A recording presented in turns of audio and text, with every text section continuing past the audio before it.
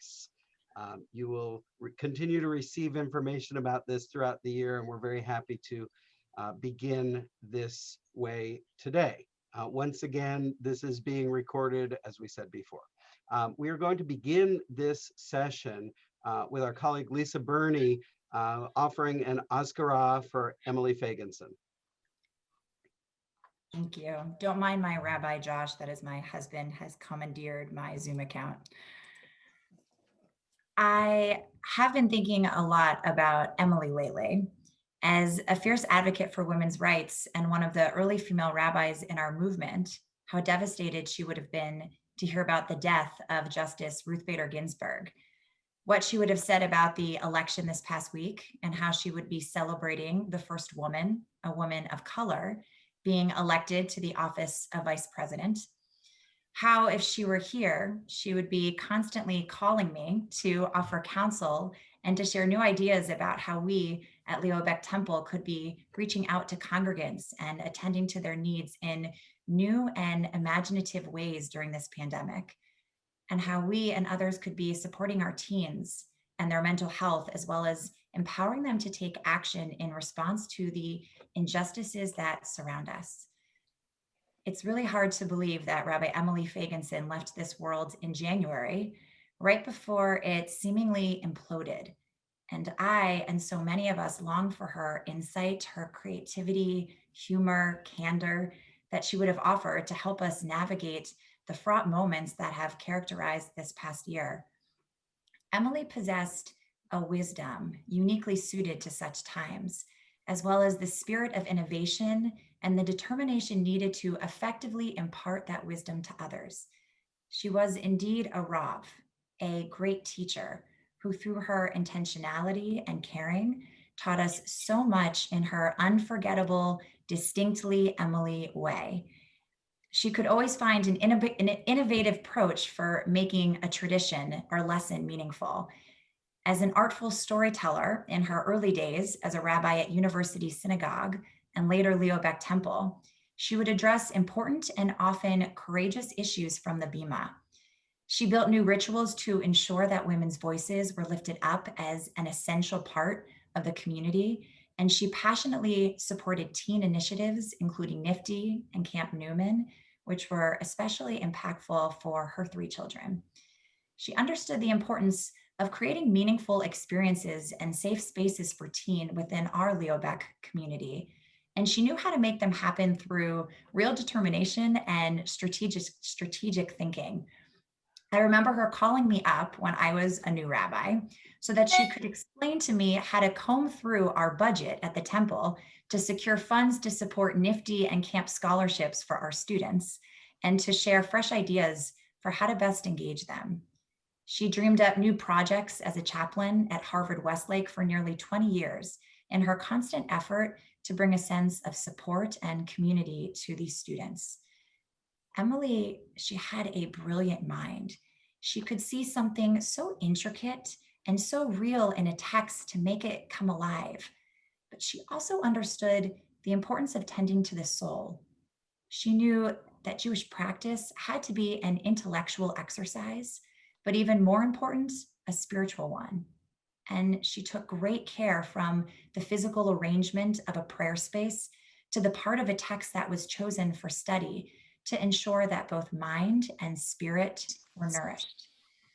And so today, we honor one of God's most unique and sacred creations, a one-of-a-kind blend of sass, humor, and playfulness, who loved to dance at every chance she could without reservation, who enjoyed nothing more than to spend an evening with her husband Dennis and Rachel Maddow and her MSNBC gang on TV, as well as a model of seriousness and candor, who understood the darkness of the human soul and our need to repair ourselves from within.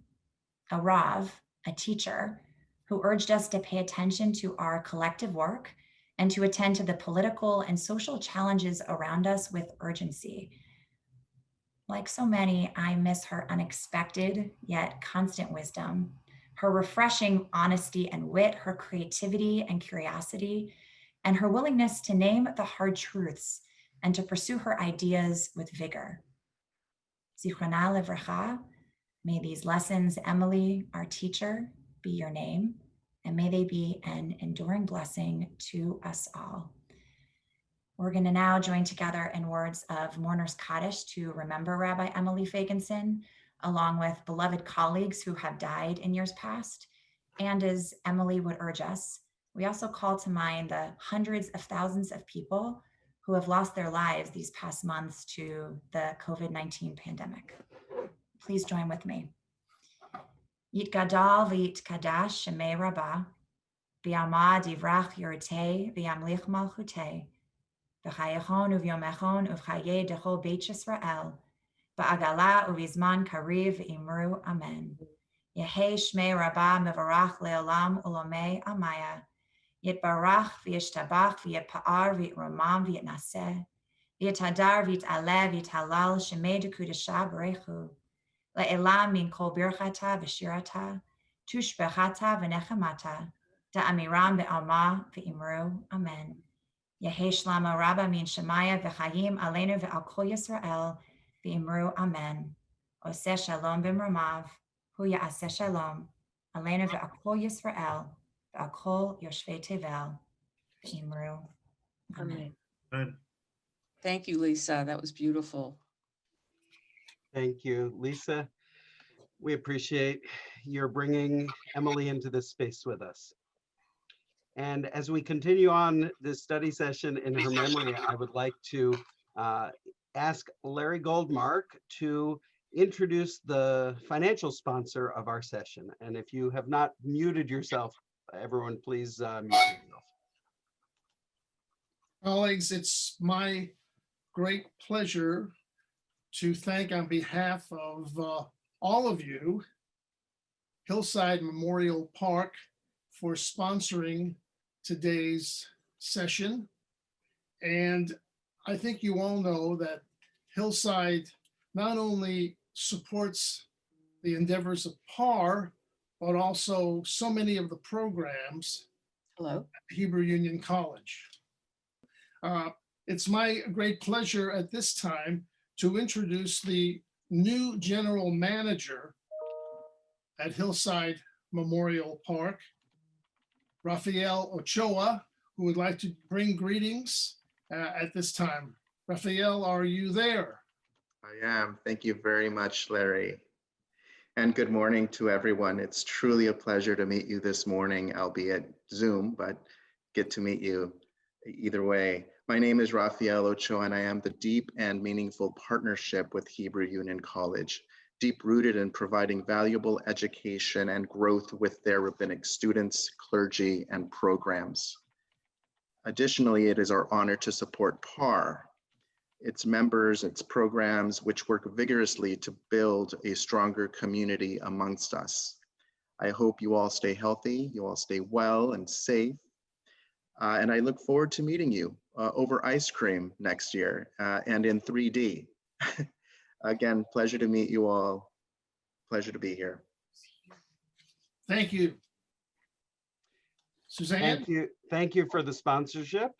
And as we prepare to go into our session today with our guest speaker, I want to just remind everyone that we are going to be selecting a new PARR person for the ladder, a new officer. So if you are interested in either nominating someone or in nominating yourself, please send me a message either during this session or via email, and we're happy to consider all the names received for that list so that in January we can strengthen our board from one year to the next. With that, I turn this over to Suzanne Singer to introduce our guest speaker. Good morning or good afternoon if you're on the East Coast. It is my great privilege to introduce Dr. Andrew Rehfeld as our speaker this morning. Dr. Rehfeld is the 10th president of the Hebrew Union College Jewish Institute of Religion. He is a distinguished academic who brings distinctive intellectual, spiritual, and professional qualities to lead the College Institute's mission, which is to transform the Jewish community and the broader world. He brings to HUC-JIR a passion for teaching and scholarship, as well as exemplary leadership skills that have set him apart as a dynamic, visionary, and community builder. His deep personal commitment to Reform Judaism and to Jewish values, his profound understanding of the impact of nonprofit Jewish institutions, and entrepreneurial spirit of innovation will lead HUC-JIR to greater excellence. Dr. Rehfeld has bridged both the academic and Jewish worlds as assistant professor of political science, an associate professor of political science at Washington University in St. Louis, and as president and CEO of the Jewish Federation of St. Louis.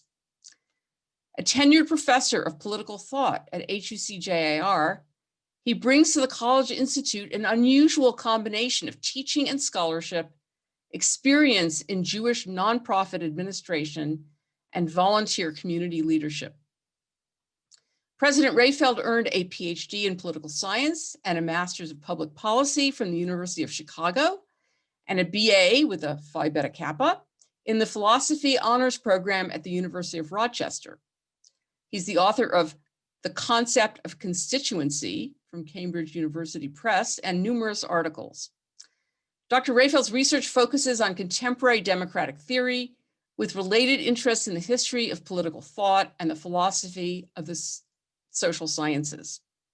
He's published on the political uses of the Hebrew Bible and has taught yearly courses on Zionism and Jewish political thought at Washington University in St. Louis. The topic this morning is a Jewish political scientist's take on the 2020 election, lessons and opportunities. In this discussion, Dr. Rehfeld will talk about the results and the implications of the election on the Jewish community. How do they reflect our preferences and our values? What are the future prospects for America, Israel, and the globe, given the results? And what should we be teaching and preaching about this moment, given the persistence of partisanship and conflict within our public sphere? Dr. Rehfeld. Rabbi Singer, thank you. It is my honor completely. You know, we were going to talk about the election, but given that it's still up in the air who won, I'm not sure what I'm going to have to say. That was a joke, just for the record. Obviously some very serious things follow from that are not so joking. But Boker Tov, good morning, everyone in California, early afternoon here in New York. It's been quite a week, and I'm certainly much more optimistic now, despite my comments, that the strength of our institutions that carried us through 244 years of American history, even as deeply imperfect and morally flawed as they have been, will nevertheless get us through what is an historically divisive moment for this nation. And I think that how we choose to respond as a Jewish community and how your leadership will take us there will depend on whether or not that's true. I want to thank Rabbi Singer for asking me to join with you today. Her request was actually made immediately after my first session. I think it was my first session with you in January in Palm Springs when I was with you at PARR last year. Though I'm sorry we're not together in California right now, as I'm sure we all are. I have to tell you that in New York City, the weather here is about 74 degrees. It's sunny, it's beautiful. So, you know, I feel like we're back together except via video. It's a small silver lining from the fact that our planet is destroying around us. So if we're doing everything we can, let's at least take advantage and enjoy the terribleness of that. Again, a very serious topic, but little lightness. My talk today is meant to look at some takeaways from the election. And even as I must say, there is some significant uncertainty still ahead. And with the growing refusal of the Republicans to even come out and acknowledge Biden's win, it poses some serious and very dangerous threats. So it's too early to say if those are in fact going to materialize, because there's a timetable for legal challenges that we're still well within.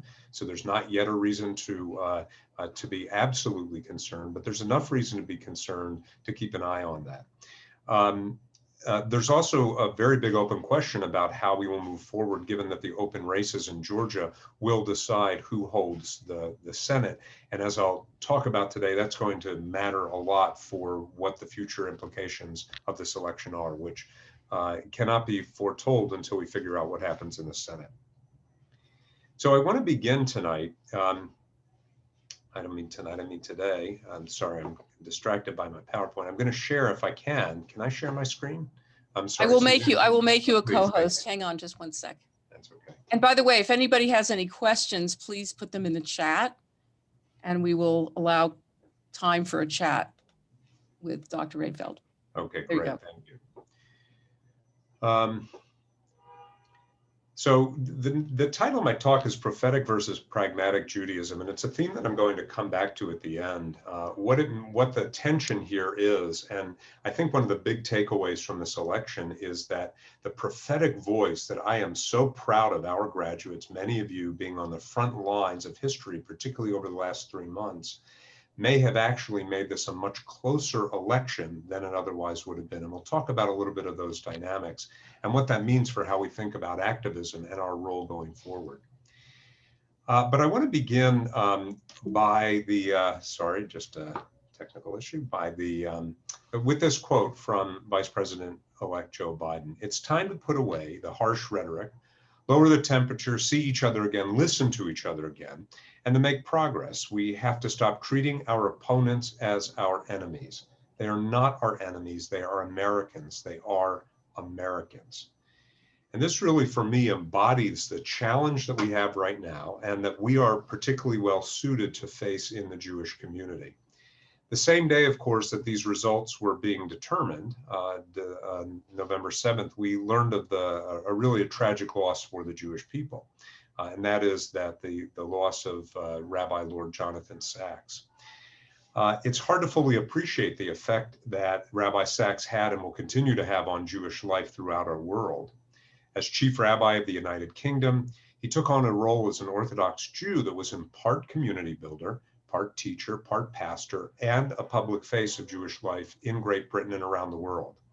And through his Jewish writings, reaching a far wider audience than even someone in his position would have otherwise. His decisions as a public leader, I just want to say clearly and forcefully, were not always as ecumenical, perhaps, as his public image was. And we know that, and we can recognize that. But at the same time, we have to, in a man's passing, choose to focus on what benefit and the benefit of his life that he left behind. In my view, it's well captured by the quote from his book, The Dignity of Difference. It's on your screen right now, and that Rabbi Jacobs posted a few days ago on Facebook with his quote to support it. As Sacks says, one belief that more than any other is responsible for the slaughter of individuals on the altars of the great historic ideals. It's the belief that those who do not share my faith or my race or my ideology, and that's most important for us right now, do not share my humanity. At best, they are second-class citizens. At worst, they forfeit the sanctity of life itself. Excuse me. And as Rick says, our world desperately needs to learn his brilliant and timely Torah. We mourn his death and treasure his life. Now, I'm beginning to talk this way, not only because of the vice president's election as president-elect, and not only because of the loss of a great man, Rabbi Sacks, but also because it well frames some of his thought, the questions that we have about the public good. I had the opportunity to public engage with Rabbi Sacks in St. Louis 5 years ago. In a community conversation, we sparred over this very idea. We sparred over the idea of how self-interest can play a role in shaping moral society. And as we think about the after effects of this election, I think that we have to see this as a question of self-interest versus the common good.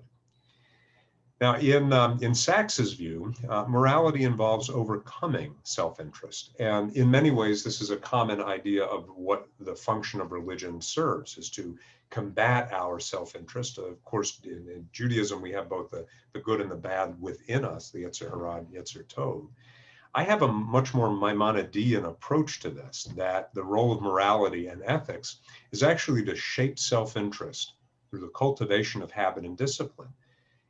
Not so that we are overcoming self-interest, but rather that our self-interest is shaped through that cultivation so that we pursue for ourselves what is actually good for the whole. We take pleasure in doing what is good for all. It's what Tocqueville would call in the early 19th century self-interest rightly understood. and it represents a kind of pragmatic approach to our collective problems. It is, in my view, the very heart of Maimonides' ideas about how to achieve the collective good, built upon Al-Farabi and Aristotle before him. But either way, Sachs's commitment to the common good and to the demand that we have to treat each other as vessels of the divine, no matter our disagreements, is a lesson that I think we must heed now more than ever, particularly in the aftermath of this election. And as I hope we can explore together today in the next few minutes and over the next hour, I think going forward, it will be important for us to embrace an approach that is perhaps more pragmatic than prophetic as we look towards pursuing justice in the face of the divisions that remain in our nation. And that's both because a more prophetic approach may in fact not only deepen our divisions, but be in fact counterproductive. I hope that's a little bit provocative because I don't want you ever to pull away any of us from prophetic Judaism. Question is in its applied space. So here's the outline of the topics I want to talk about today. Number one, I'm going to talk about the politics, what it means to have a return to reality in science, talk about the importance of the Senate, some views about the policies that were likely to change or not. Talk about the relationship between Biden and McConnell, which is going to shape in a way that I don't think it ever allowed between Obama and McConnell. Talk about some political power issues, asking the question, should Jews be voting for Israel? And why was the election so close? A question of law and order, public voting, and prophetic versus pragmatic Judaism. We'll be finishing around 3 p.m. this afternoon. That was a little humor again. I'm sure you know by now how difficult it is to try to be humorous because you simply cannot read the crowd on Zoom. So I appreciate, now that I have the gallery, and I appreciate your smiling at least to show that you're tracking that I'm trying to make a joke. So let's talk about some immediate politics. The first thing that's really important to note about this is that this is one of the very few elections where the House differed from the presidential election. That is, the presidency usually, particularly with a new president, brings along with it gains in the House. And this time you saw a loss of Democrats in the House, due likely to two reasons. Number one, the path that Trump was on was by and large supported by a lot of Americans. And number two, from the 2018 elections, which saw historic gains by the Democrats even for an election. So, just in terms of the politics and the actual numbers of things. But the first immediate result of this election, I think, regardless of who takes the Senate, is a return to reality in science. And I can't emphasize how that is going to change things, because as soon as you get a return to reality, the public discourse will change, in that you can't appeal to fake news anymore. You actually have to be appealing to what is real. And I think you see this with Biden's approach to the appointment of this task force to deal with the coronavirus, based as it is on science and technology. Number two, the importance of the Senate. Just to say this clearly, there's the two runoff elections in Georgia will determine not only whether or not the Democrats take the Senate, and they would take it by getting to 50 plus Harris's vote as vice president, but it's also going to guide the nature of the policies. And I should say not only the policies, but also Biden's cabinet. The cabinet shapes a tremendous amount of what happens in American government. And so long as we have a Republican Senate, you're going to see a much more conservative or moderate cabinet, or at least you should expect to see it. It is possible that both Warren and Sanders could find a home in a Biden cabinet. It is unlikely that both, or maybe even either, will find a home if, in fact, the Republicans hold on to the Senate. So that's something as we think about what policies to expect, what to expect. Big things of importance to the Jewish community, of course, things like Israel, LGBTQ plus and reproductive rights. Not a whole lot is going to change there. I will say on Israel, I would say much more of the comportment towards Israel, a return to the two-state solution, a re-invitation to Palestinian partnership is going to be, I believe, something to expect. Biden has a terrific leader of a Jewish, of his Jewish outreach, and there's a whole page on what they expect to do and what they were promising. So I'd encourage you to go to that page. I don't need to rehearse it, but just to say the typical things that we'd expect will be reinforced. I'll also say, and I know that I'm speaking, if I have my crowd right, to a mostly Biden audience, we have to nevertheless, and certainly that's true of the Jewish community, we have to accept the fact that there were certain achievements, particularly with the Abraham Accords, that Trump did achieve for what I believe will be stability in the Middle East. The opening up with countries like UAE and Qatar. These are forward momentum, and forward momentum that will create a pressure on other Arab countries to accept Israel in the League of Nations.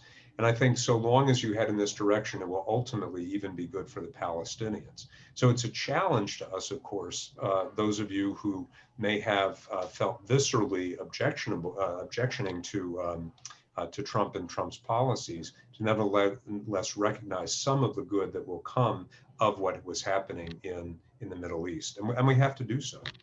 Other policies, LGBTQ plus and reproductive rights, I think we're back on a trajectory that is much more aligned with mainstream positions within the Jewish community.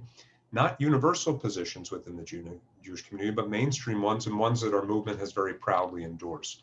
So I don't have much more to say about that. I think that was one of the drivers of why the Jewish community disproportionately supported the Biden candidacy. Should say, by the way, the Jewish community's vote turnout is estimated at about 78%, which is more or less the same as what it was in the Clinton election. However, that may be overstating the turnout for Trump. In other words, it may be understating the Jewish response. And that's because election polls are done mostly in person. So they're done by doing a sample of different places throughout the country and then aggregating it. But we know that this had a historic mail-in voting that was skewed to Democrats. That means any in-person exit polling that you're hearing now is almost certainly going to be updated in the future by better and more accurate polls. It's almost certainly going to be overstating the vote for Trump. It may well be explaining the anomalous result of Black support for Trump increasing by 50%. If you're looking at people that are disproportionately showing up to polls to vote for Trump, you're going to disproportionately count. I want to say again, all of the numbers for exit pollings you should treat with a fair amount of skepticism, as still not a lot is known about the voting, and there'll be analysis to unpack this much more fully. I've talked about the cabinet, I've talked about policies. Let's talk about the judiciary. One of the great hypocrisies of the last administration was the demand that in February of 2016, President Obama could not advance a Supreme Court justice, but somehow in October or September of 2020, they could. I don't have to tell you how hypocritical that was. I would just put a pin in the fact, in the spirit of comedy and in the spirit of holding ourselves accountable, if you made that argument that they should honor what they did back in 2016, let us remember that many of us in 2016 were saying the president's the president until he's not the president, and the president has the right to nominate a Supreme Court justice. So it's a little challenging to argue against hypocrisy. We can certainly argue without falling into the trap ourselves. We can certainly argue that in terms of the advancement of Amy Coney Barrett, that there was a violation of the very precedent that they established back in 2016, which is the much stronger reason to object to the advancement of Barrett at that point. I'm sure I've said something that was not clear because I'm looking at some like Yoel and others who are looking confused. Either that or something's come up on your Facebook feed or your YouTube video that you're watching. That's probably Yoel. Okay. But I'm happy to clarify the questions. The last thing is the working relationship with McDonald that I mentioned. Biden actually has a history of working with McConnell. It is what, to the extent that there was some traction in the Obama White House, they seem to have a pre-existing relationship. It's one of the places where Biden was exposed on the left, and that Kamala took aim at him when he is defending these people. But it is one of his signature strengths that he's a man of the middle. He's a man of compromise, and that could be very good for more moderate progress against a particularly an extreme white set of policies that are on the right, if you believe getting to the moderate is a good thing. If you believe, again, if you're on the far left, that getting to the moderate place is actually worse, because the moderate policies are harder to change once they're there to the far left, and we want to wait to get a further left, that'll be the trade-off that you're likely to see. Okay, let me move now to the second issue that I wanted to raise about political power. And I put up on my slide 7, 9, and 1. Anyone, any takers? I should ask you the question. You could put it in chat. What does 7, 9, and 1 indicate in terms of Jewish political power post-election? Any takers? I just opened my chat. No one's venturing to guess. You can even unmute and answer the question if you'd like. Yeah. Well, it's not 999, that's for sure. What would 999 be? That was what's his name? The guy who just died. Herman Cain, Zichrono Livracha. Yes, Oh. Herman Cain's economic theory about taxes or something. It's 999. Oh, good Lord. I didn't even track what that was. Thank you. It also means no, coincidentally. That's funny. So 7, 9, and 1, boy, you guys, you're all risk takers in the area of spirit and community building and in prophetic voice, but not in guessing in front of a teacher's. I get it. Okay, so 7, 9, 1, it's the percentage of Jews in the House, in the Senate, and in the position of second gentleman of the nation. That is, we now have a Jewish second gentleman. By the way, I will fully own, I don't know what the right gender appropriate description of that person is. I'm just taking the convention of first lady, second lady, and applying it to gentlemen. I am more than happy to get corrected if there isn't a more appropriate one. But there's an important question to ask. I mean, first of all, does that not fill us with pride? The idea that here we are, a community of fewer than 2% in the United States. We have 7% of the House, 9% of the Senate. It could even be more depending on Georgia because of the candidates makeup there, and the second gentleman of the country. Of course, if we're not Jewish and we say that, we're anti-Semitic. But don't quote me on that, and thank you for scrubbing that from the recording. But there is a sense in which it is a reflection of our achievements in the United States. When you think about the diversity issue, this is something that we really should hold up about the Jewish community, the striving, the ambition, the commitment to excellence and public service. As much as we think about politicians as corrupt, as much as we think about politicians as the second lowest profession, I mean, whatever the jokes are, these are people that are making something of their lives for the sake of other people. And when we think about that, and when we talk about what that means, we don't have to talk about it in terms of our achievement. We can talk about our commitment to the public good in that pathway. So that to me is a very big takeaway from this. The next point is a question of, is it okay for Jews to vote for Israel? So one of the big takeaways that seems true is that the Trump administration has mobilized particularly Orthodox Jews and ultra-Orthodox Jews to get involved in the electoral system in a way they never have been before. And many of them are doing so not only to defend in local elections, like in New York, public subsidies for schools and other social service programs, but also because what they see in Israel. And I want to ask this question by taking a step back and asking the question, is it ever good to promote the welfare of any other country with a vote? That is, I find it baffling that people think that this is a good thing. I think it's absolutely, I think it's anti-American to just say it straight out, to be voting for a president who is going to deliver to Israel, if that's your only aim. Now, if you found out that the Palestinians were voting for who's going to advance Palestinian good, you might feel the same way. Aren't they supposed to be contributing to the public good? So there are two other options that you can think about what a Jewish vote is doing. Number one, you can ask, is it good for America? And although it's hard sometimes to disengage our self-interest from Israel from what's good for America, I think that if there's a way to frame it, we should be forthright and be reframing people that say that they're voting for so-and-so because it'll be good for Israel in terms of why being good for Israel is good for America. We have an obligation to frame it that way. And number two, promote the idea of justice, that it isn't good enough simply to vote for something because it is in our self-interest, but rather for the justice of the whole. Okay, so let me move to more conclusions. One big section that I want to speak of about why the election was so close, and then some reflections on what we can take in terms of language and building more of a common purpose. And then we can open it up to some questions. So one of the, I think one of the great surprises that I had, that maybe many of you had, is that in light of a man who has articulated so few of what we would say are moral values of character, of Musar, I don't think anyone has said Musar and Trump in the same sentence. How is it that he could command the over 70 million votes? It looks like, I guess it's about 70 million votes. How could the election be so close?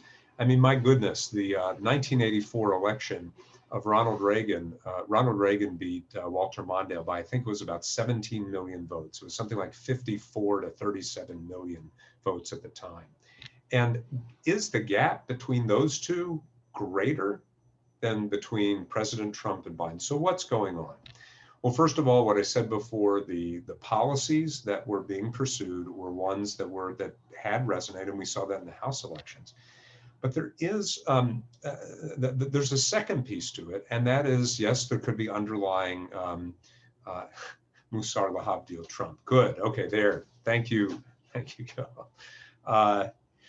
But I want to think about this, that number one, it could be a reflection that the very values that we see in Trump, and we saw this before, are hidden, that people will say one thing because there was a gap between the polls, of course, in the election, and vote another. And here I want to introduce an idea that I've been advocating for, not seriously, but as a thought experiment that I would pose to you. And that is that we ought to stop having secret votes. That is, our votes are protected by privacy. Don't ask me who I voted, it's my right not to tell you. The vote is the only political act that we as citizens exercise over each other. It's not an expression of opinion. I mean, it is an expression of opinion, but that's not what a vote is. You can express your opinion by just telling your neighbor what you think. The vote is an act of political power over other people. If you voted for Biden, you caused a president to have the nuclear codes that can obliterate the world and change domestic policy and secure rights for marriage equality for everyone, et cetera. And if you voted for Trump, you had the power to impose that will on everyone else. There's not a single democratic exercise of power that is protected by privacy. In the end, there are transparency laws because we think it's important to be accountable. So one of the takeaways from this is, should we be thinking about making the vote public? Because if you did the same kind of public, the embarrassment, well, I can't tell my neighbors. Well, if you feel like you can't tell your neighbors, maybe that's telling you something about who you should or shouldn't be voting for. Now, I said when I began this point that it wasn't a serious political proposal, that it's a thought experiment, because the downside of coercion, the downside of those least protected, is, to me, far outweighs the benefit of accountability. It's a thought experiment to have public voting because of the loss of accountability that may be reflected in these last two elections. If people were accountable for each other, for the power, I mean, what happened in 2016? It was the power of the private vote that imposed people's will on each other without any kind of accountability. So you'll ask, what's in voting public in the early decades of this country? There was a lot of public voting and much more public balloting. You had to go and in many early American elections, take balls out of a jug. So you had to walk over, put balls in milk jugs. So these big milk jugs. And so you would declare who you're voting for, and you would put your ball, these little counters in a box. All of which is to say, so why does this matter? What explains Trump's election? So I said before, it could be policies, it could be racism, it could be the character. All of these are factors, but there's one other factor, and this speaks now directly to us and gets into prophetic versus pragmatic Judaism. And that's the factor that in 1968, through a serious academic analysis, it looks like the protests on the street depressed Democratic voting by about 2%. That is, votes that should have gone Democratic were instead cast for either Wallace or for Nixon in that election. And what's going on here is the idea that what had happened this past summer queued up the very narrative Trump tried to win on of law and order. And it was because the protests in the street, it was because of a certain holding back of some mayors in some cities, which, by the way, may well have been exactly the right thing to do, given what was happening on the street. But the point is that going out into the street, protesting, embracing this idea, defund the police, doing all of that, speaking, if you will, our prophetic voice, may have actually been counterproductive in the sense that it could have even cost an election. Now that poses a hard question that I would ask of all of you. Should we, in these situations, be asking the question before we're leading our congregations to express what is the value, if you will, of the expression of a prophetic moral voice? Or should we be thinking about the pragmatic considerations? And of course, if you constantly consider the pragmatics, you'll never get to the prophetic. And if you're always leading with the prophetic, you're going to undermine because you're not getting at the pragmatic. Fortunately for us, we have terrific movement resources, and at the RAC especially, Jonah is nothing but a prophetic pragmatist. I mean, I think if you look at what the RAC is doing and bringing things back into our own congregations. So Rabbi Singer, we want to open this up to some questions and dialogue. Yes, sexism too. When I say racisms, I mean all bad things. Okay, if I could put that as a category: racism, sexism, homophobia, all of the things that are stirred up by Trump's rhetoric.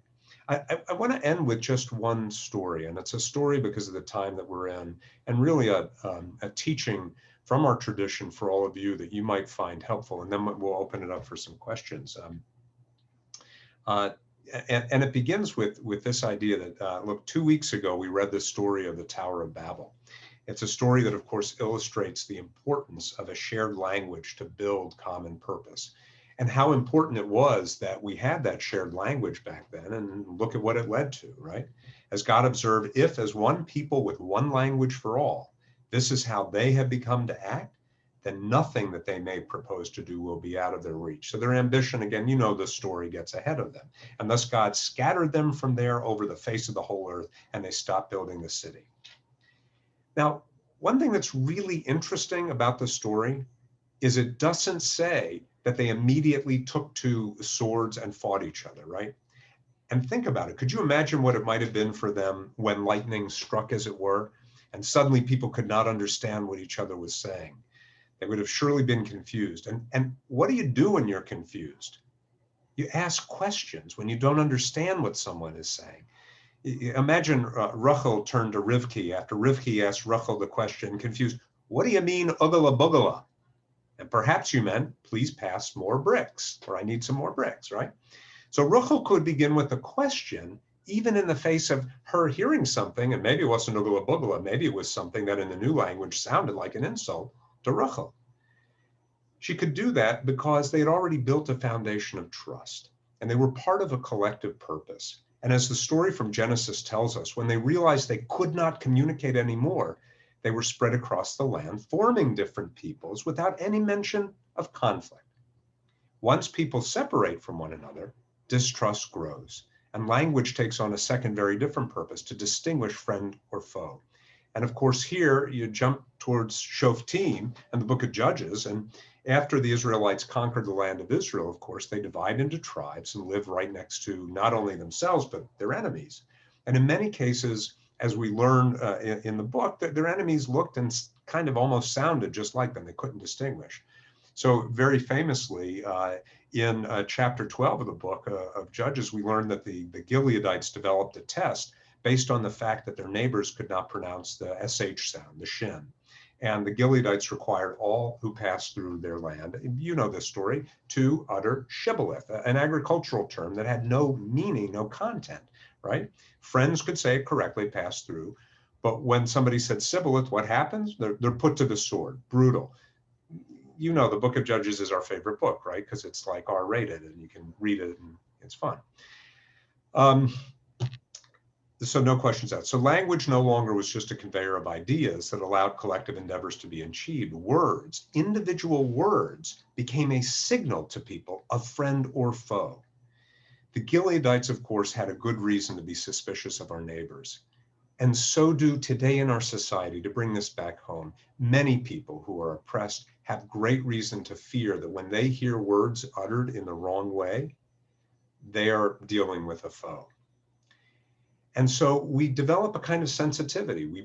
We develop a reaction when we hear people say things, and we're not in a spirit of collective purpose. And so as long as we treat each other's words and ideas as merely conveyors of signals of friends or foe, rather than as conveyors of ideas that need to be worked through, we'll never get back to the idea that represented in the story of Tower of Babel, back to a world where words and ideas that are not understood are greeted first with caution. Wait, what did you mean by ugala bugala? And when disagreement remains, and it will remain, we choose to respect each other's humanity, getting back to Jonathan Sacks, Tocqueville, Maimonides, peacefully if separately, without being greeted with the sharp end of the sword. Our work at HUC represents that idea perfectly, and we have so many ways that we are doing that. And I look forward at the end of this just to telling you a couple, but let me stop there. I've spoken way too long. Rabbi Singer, I proposed 10 minutes and you said 25, and now I think I've gone on for 72. Go ahead. No, it was wonderful. I love your drosh, which I'm going to steal from you for one of my sermons coming up. A wonderful drosh. And thank you for that presentation. So right now there's 3 questions. I'm going to take the privilege of hosting this and ask the first one, and then I'm going to ask Evan to ask his question, and then Howard, and then we'll see if there are others after that. And I would like, if I could have just about 3 minutes at the end, I want to make a couple of just end announcements, if that's sure, okay. Sure. Thank you. And I will make announcements at the end as well. Okay. From reading some of Steve Wimuller's work and some other analyses that have come down, it seems like the Jewish vote was not so much about Israel. It seemed to be a very small percentage. It was sort of like down at the bottom of the list of things that people are concerned about. It was much more, it seems like, about pocketbook. Yeah. And I sent you that one quote from Steve that was from a few years ago. So I'd like you to address that, please, because it seems like maybe Jews are drifting away from our fundamental values and favor of making sure our stock portfolios are doing okay. Yeah, so this is where we get to, do you vote for your self-interest, or do you understand that your vote is your use of political power over other people? And until we start framing the vote not as an expression of our opinion, but as an exercise of power of the purse of the sword over our neighbors, we won't have any hope of skewing self-interest towards the common good. Look, I have tremendous respect for Steve. And I think that there is no doubt that as Jews have become less and less affiliated, less and less connected to our tradition, less and less connected to the atheistic secularism that drove most of us here. I can speak to that in a moment, because I think that's an overlooked part of the Jewish community of our history. We become more integrated as capitalist Americans.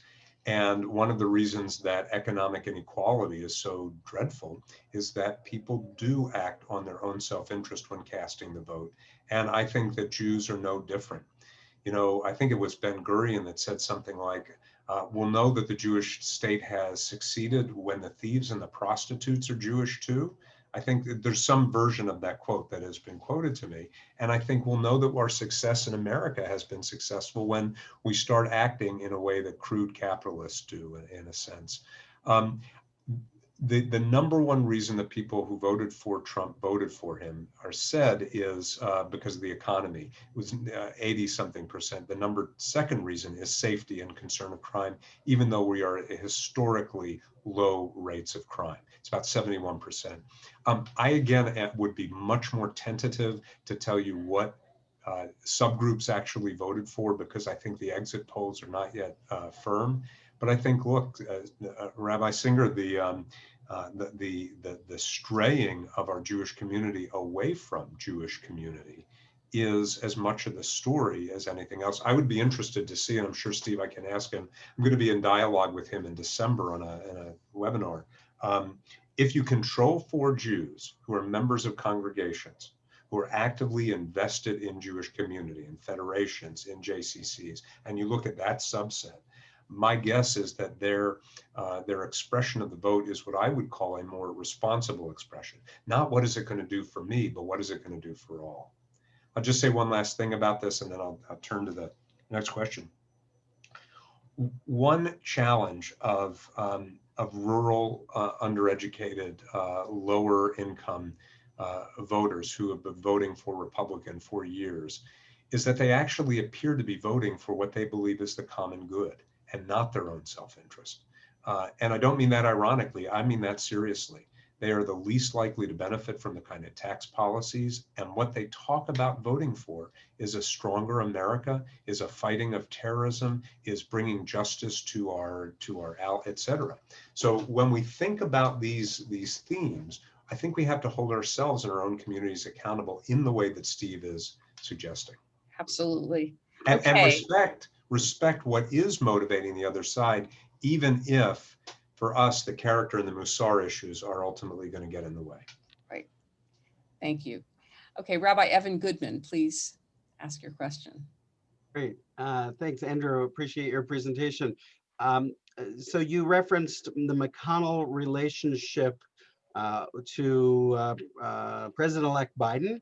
And I too felt that that would make a difference. However, the actions of McConnell in the last 12 hours or so, after a period of silence, don't seem to be giving Biden that benefit of that friendship that we had hoped we would see. What do you make of this? Well, first of all, Rabbi Goodman, I condition this by saying I'm an optimist. So I read things and I ask not what are they up to, but rather, oh, wow, what are they up to? And here's what I'm thinking about this. Number one, we have to recognize Trump has a tremendous hold on the Republican Party. Number two, Trump will be the age of Joe Biden now in 2024. In other words, he's got another election coming. And so long as he is the face, the name, the voice, the head of the party, he will command a certain fealty. And you are seeing that fealty and the recognition. He delivered on the House. He delivered in many ways on the Senate. I mean, look at Susan Collins. What explains Susan Collins, if not that?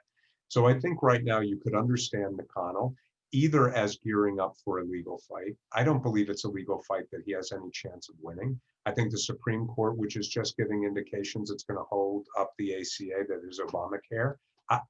And we can talk about the Supreme Court, and I think it's much less dire than the predictions and the fears on the left, which gets to the prophetic versus pragmatic.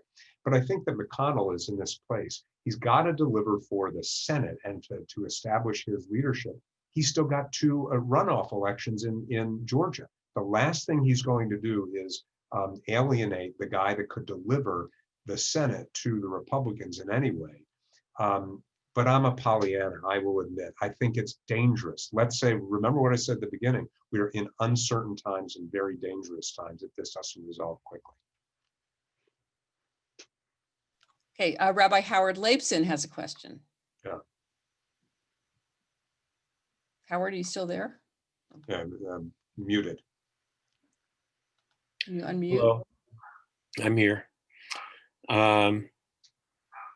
The question I had, please excuse me. had to do with something I read this morning on Israel Insider, I think it's called, a Jewish Insider, that Reverend Warnock in Georgia has signed on to a letter comparing the West Bank to South African apartheid.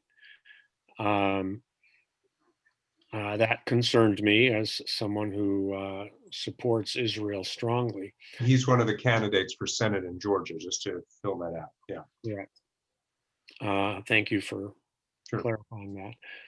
And when I posted the question, Scott Salson shared some information with me about that. So Scott, can I invite you to share with everyone what you shared with me? Sure. I had received an email that was sent to, I think, all of the colleagues, at least in the Atlanta area, because that's my home, although I'm in Tucson, from Peter Berg, who said that he was not endorsing any candidate, but wanted to be sure that we understood that that thought was a distortion of Warnock's actual role. And if you go to Warnock's website, which is what Peter Berg cited, he has a statement on Israel that you can see that it's quite supportive of Israel. So I think this is just part of the political scene that's going on. People are looking to paint other people with brushes, you know, and I trust Peter Berg in his assessment. Haven't been in Georgia for a while, although I vote in Georgia. So I have to yield to his sensitivity. And as I said, I trust his sensitivity. Yeah. Thank you, Scott. Nice to see you. And that's very helpful. I've been tracking this, and this is just in about the last 36 hours. I'm sorry to prepare for this to get you information, but I'll tell you the general concern that I have, and that is that folks that are using leadership, particularly of the Black community, to drive a wedge within the Jewish community. When I was at the Federation, I saw this happen in our own St. Louis, where we were pressed to distance ourselves from Black Lives Matter, which started 3 miles away from our campus, which is where Ferguson was. And it was destructive, and it was harmful, and it was not helpful. So certainly if somebody is publicly supporting BDS, if they are publicly in a political way aligning it with South Africa, that should give you some concern. But I have seen from others that I trust that this is not the case here, but you should do some due diligence. But I would say view it skeptically. Thank you. Are there any other questions? I can see a lot of people on my screen, so if you want to raise your hand, we can go ahead. Suzanne, there was one that went into the chat earlier. I think it was maybe Michael Berg was asking about the death of Saeb Erekat and what that might portend for a Biden administration. I didn't see that. Okay, thank you. Yeah, it's a good question. First of all, and I'm sorry I didn't begin with this, really one of the, a very important negotiator and partner for peace is somewhat controversial in some ways, but nevertheless somebody that was pursuing for a period of time a close relationship and looking for solutions. What does this reflect? I think the bigger question is, what does the Palestinian leadership look like? Which has been completely in shadow and completely overlooked for the last 4 years, and have been in decline, as it were, from a lack of any number of things. I think that where the leadership was going is it will have to be a question that is asked. I think for a Biden administration, they're going to have much more credibility with Palestinian leadership because of their return to the approach. I tend to share Dennis Ross's view of this and David Makovsky's view of this, that it's not clear to me that our position should always be to simply say, oh, we're going to treat both sides, and look for partners in both sides.